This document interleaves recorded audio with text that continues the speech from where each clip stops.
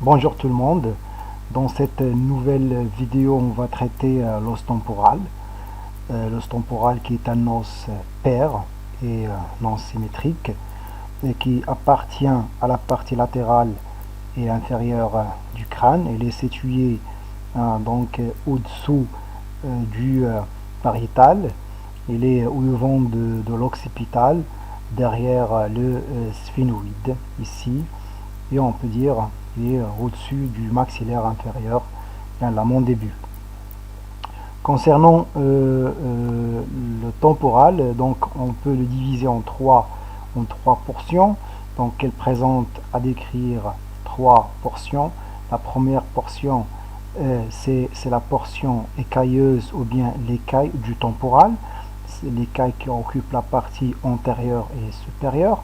Deuxièmement, nous avons la partie mastoïdienne, ou bien la portion mastoïdienne qui occupe la partie postérieure et inférieure de l'os.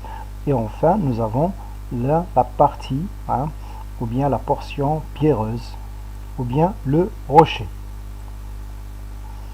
Concernant la première portion, qui est la portion mastoïdienne, cette portion présente à décrire deux faces.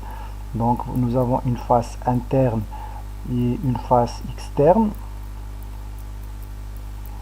Donc la face externe il est un peu convexe, donc et la face interne concave.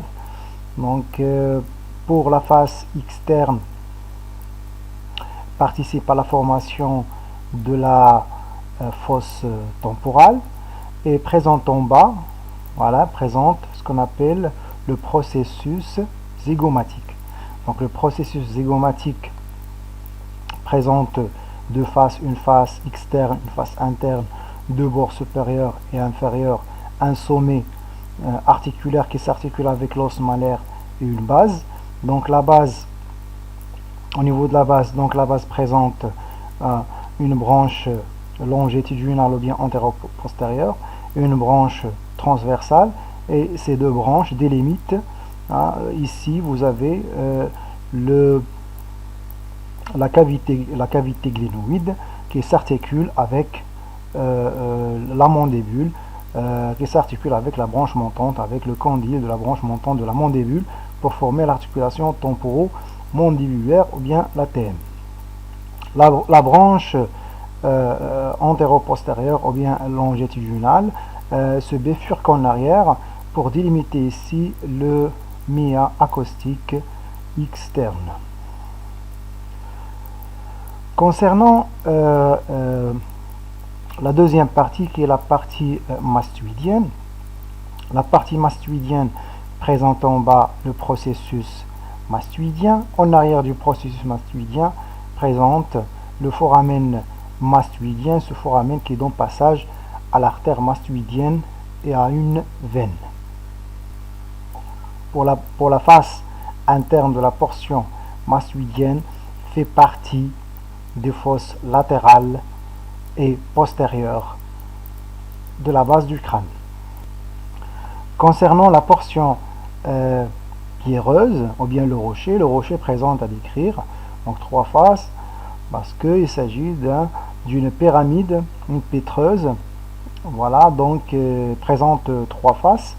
La face qu'on voit ici, c'est la face exocrânienne, donc c'est la face inférieure, donc qu'on voit ici au niveau de la base du crâne.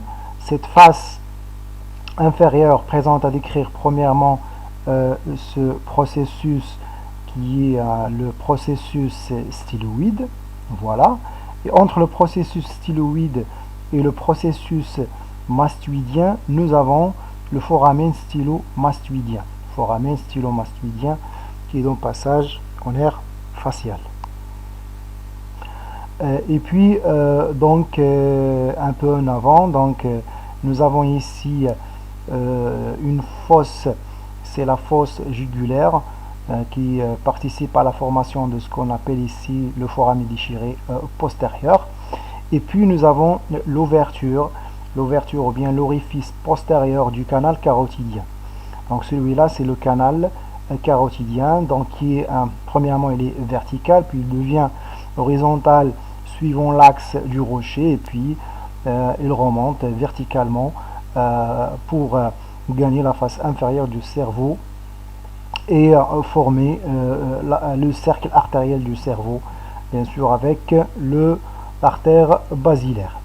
Concernant les deux autres faces, donc nous avons la face supérieure qui regarde en devant, et la face postérieure qui présente ici l'orifice donc du canal ou bien du conduit auditif interne.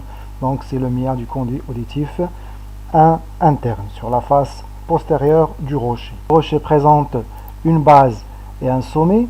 Donc la base ici donc présente l'orifice du conduit auditif externe, et le sommet ici, le voilà, présente l'orifice antérieur du canal carotidien.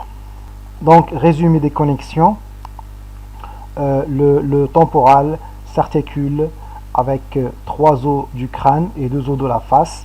Donc les 3 os du crâne sont le pariétal en haut, l'occipital en arrière, et le sphénoïde en avant, et s'articule aussi avec 2 os de la face.